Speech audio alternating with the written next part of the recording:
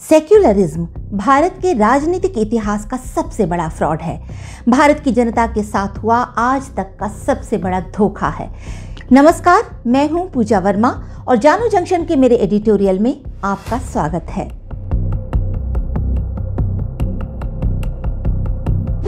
आज मैं हिंदुस्तान के राजनीतिक इतिहास के उन पन्नों को ढूंढकर फिर से सबके सामने रखने वाली हूं, जिसे कभी जाने तो कभी अनजाने आपकी नजरों से बचा कर रखा गया।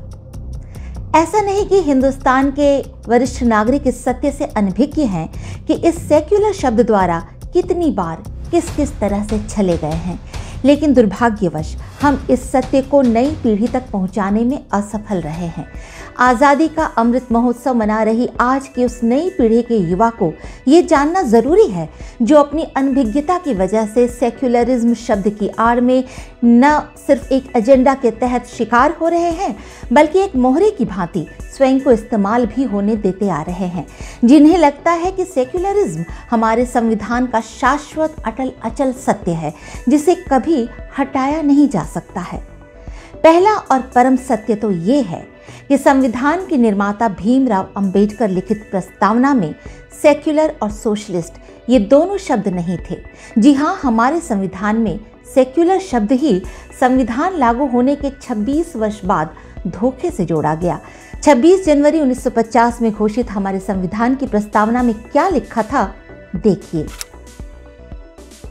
15 नवंबर 1948 को संविधान सभा की मीटिंग में प्रोफेसर के.टी. शाह, नेहरू और अंबेडकर की मौजूदगी में संविधान में सेक्युलर और सोशलिस्ट शब्द डालने को लेकर लंबी चौड़ी बहस हुई थी। Professor K.T.. शाह के इस प्रस्ताव को चेयरमैन डॉक्टर भीमराव अंबेडकर ने स्ट्रांगली अपोज करते हुए अस्वीकार कर दिया था। इस सभा में डॉक्टर अंबेडकर ने सेक्युलरिज्म और सोशलिस्ट शब्द को संविधान में शामिल करने का विरोध करते हुए जिन शब्दों का प्रयोग किया था वो डॉक्यूमेंटेड है। आप ऑनलाइन रिसर्च करके उनकी पुष्टि कर सकते हैं।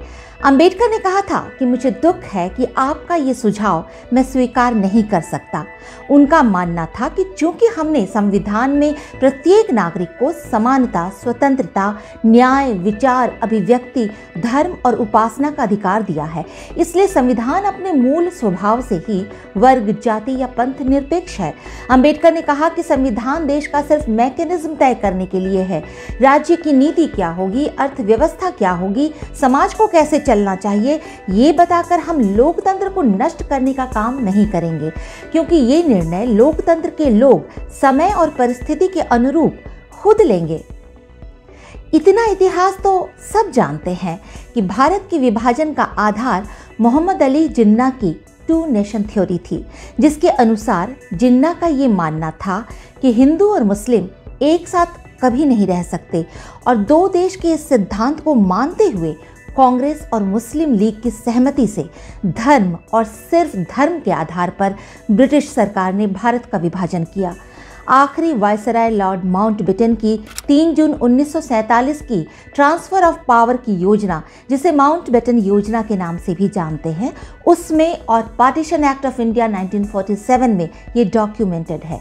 इसके अनुसार दोनों तरफ की जनसंख्या को धर्म के अनुसार अपना देश चुनकर वहां बसने के लिए कहा गया। ये इतिहास का वो वक्त था जब हिंदुस्तान के आम लोगों को सियासी गलियारों से ये संदेश दिया गया कि हिंदू के लिए हिंदुस्तान, मुसलमान का पाकिस्तान।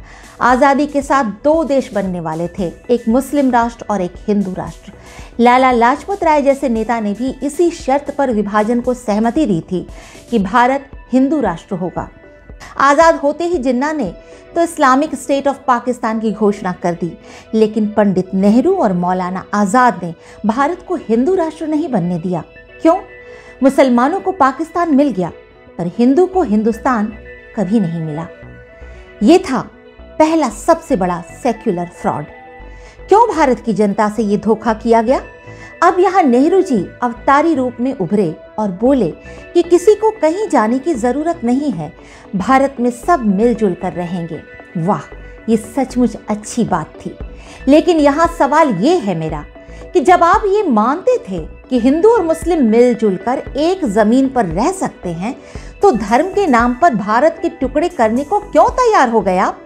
हिंदू मुस्लिम के नाम पर देश के टुकड़े कर राज करने वाले ये कांग्रेसी नेता महान सेक्युलर कहलाए और वादे के अनुसार हिंदू राष्ट्र की बात करने वाले वीर सावरकर या एक देश, एक विधान, एक निशान और एक संविधान का नारा देने वाले डॉक्टर श्यामा प्रसाद मुखर्जी जैसे नेताओं को समझा गया कम्युनल। मैं 75 वर्ष बाद भी ये सवाल उठाना चाहती हूं कि सेक्युलर शिरोमणि पंडित जवाहरलाल नेहरू और मौलाना अबुल कलाम आजाद ने उस समय एक स्वतंत्र अखंड धर्मनिरपेक्ष भारत बनाने की बात क्यों नहीं रखी।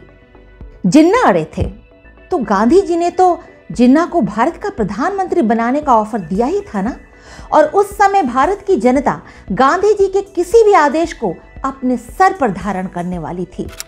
स्टैनली वॉलपट की लिखी जिन्ना की जीवनी जिन्ना ऑफ पाकिस्तान के अनुसार माउंटबेटन से गांधी जी ने जिन्ना को सरकार गठित करने का पहला मौका देने की बात कही। माउंटबेटन ने नेहरू से इस पर बात की तो नेहरू नहीं माने। स्टैनली वॉलपट ने यह भी लिखा, नेहरू जी इस बात से नाराज हो गए कि गांधी जी ने उनकी बजाय जिन्ना को क्यों मौका दिया। क्यों भाई, आप तो गांधी जी के दुलारे थे, फिर भी उनकी बात नहीं रखी। सरदार पटेल ने तो महात्मा गांधी की बात का मान रखकर प्रधानमंत्री की अपनी कुर्सी आपको सौंप दी थी। नेहरू और जिन्ना, इन दोनों की महत्वाकांक्षा ने हमारे भारत को चीर कर कभी न भरने वाला वो घाव दिया जिसमें से आज तक खून रिसना बंद ना हुआ।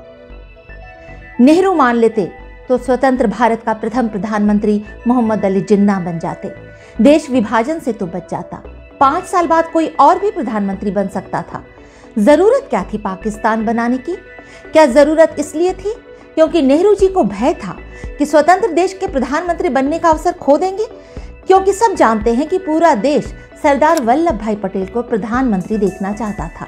जिन्ना के पास तो फिर भी मुस्लिम वोट का आधार था, लेकिन आप हिंदुओं के सगे कभी नहीं रहे।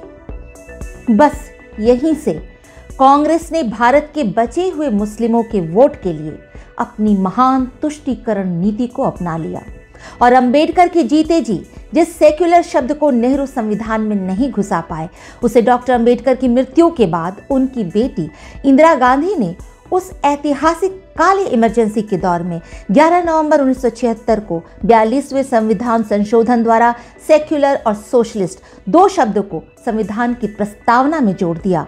Fraud number 2।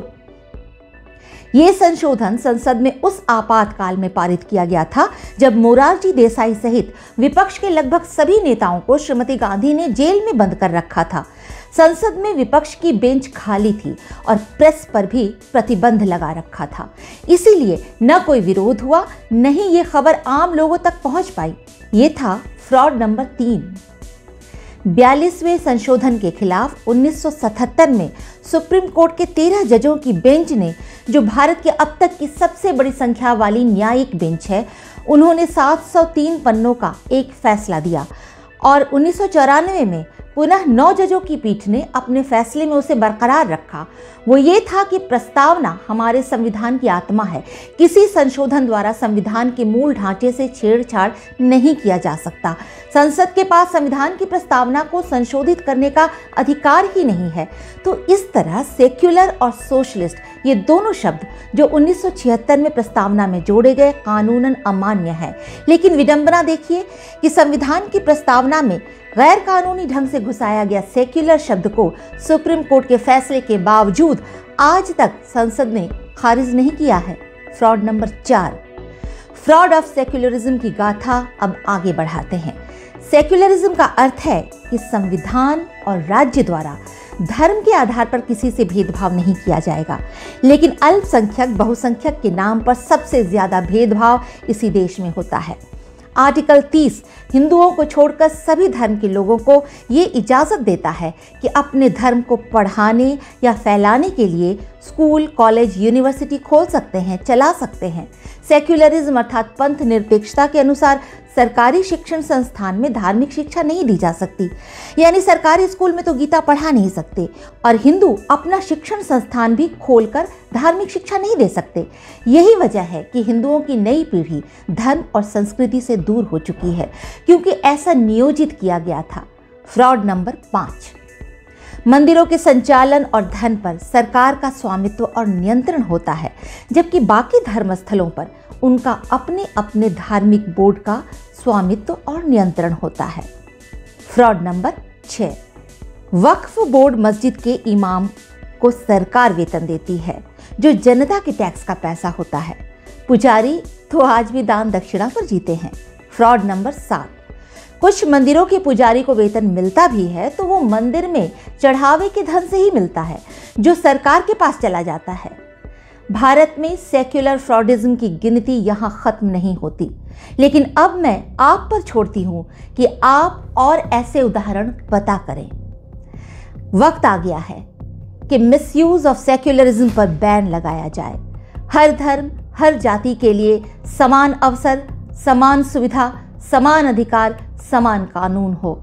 न अल्पसंख्यक न बहुसंख्यक, न कोई लिस्टेड न अनलिस्टेड, यानी एक देश, एक विधान, एक निशान और एक संविधान। हमारे संविधान के दिशा निर्देश में लिखा है कि भारत में समान नागरिक संहिता यानी कॉमन सिविल कोड लागू करने की जल्द से जल्द कोशिश होनी चाहिए। लेकिन 70 सालों से बैठी सरकार ने सेक्युलरिज्म का खेल दिखा दिखाकर इतना नचाया कि लोगों को लगने लगा कि ये कोई अनकॉन्स्टिट्यूशनल, एंटी मुस्लिम, हिंदूवादी सरकार की साजिश है। 2015 में बाबा साहेब डॉक्टर भीमराव अंबेडकर की 125वीं जयंती के अवसर पर तत्कालीन गृह मंत्री राजनाथ सिंह ने लोकसभा में कहा था कि बाबा साहेब ने संविधान की प्रस्तावना में सोशलिज्म और सेक्युलरिज्म शब्दों का प्रयोग इसलिए नहीं किया क्योंकि वे ये मानकर चलते थे कि भारत की मूल प्रकृति, मूल स्वभाव में ही ये भाव समाहित है। प्रस्तावना में अलग से इसका उल्लेख करने की आवश्यकता नहीं है। सरदार वल्लभ भाई पटेल ने 1949 में कहा था कि सब भूल जाएं कि देश में कोई अल्पसंख्यक है या बहुसंख्यक है। भारत में एक ही समुदाय है और वो है भारतीय। हाल ही में उपराष्ट्रपति वेंकैया नायडू ने राष्ट्रीय अल्पसंख्यक आयोग के लिए अपने भाषण में कहा था कि भारत सिर्फ इसलिए सेक्युलर नहीं है क्योंकि ये हमारे संविधान में है। भारत सेक्युलर है क्योंकि सेक्युलरिज्म हमारे डीएनए में है। मैं यहाँ आज ये कहना चाहती हूँ कि भारत का वो मूल स्वभाव सर्वे भवन्तु सुखिन और वसुधैव कुटुंबकम हिंदुत्व का स्वभाव है और ये सेक्युलर डीएनए सनातनी है। मैं मानती हूँ कि भारत घोषित और अघोषित हमेशा से हिंदू राष्ट्र है और इसीलिए, सिर्फ इसीलिए भारत के संविधान में सेक्युलरिज्म अभी बाकी है मेरे दोस्त।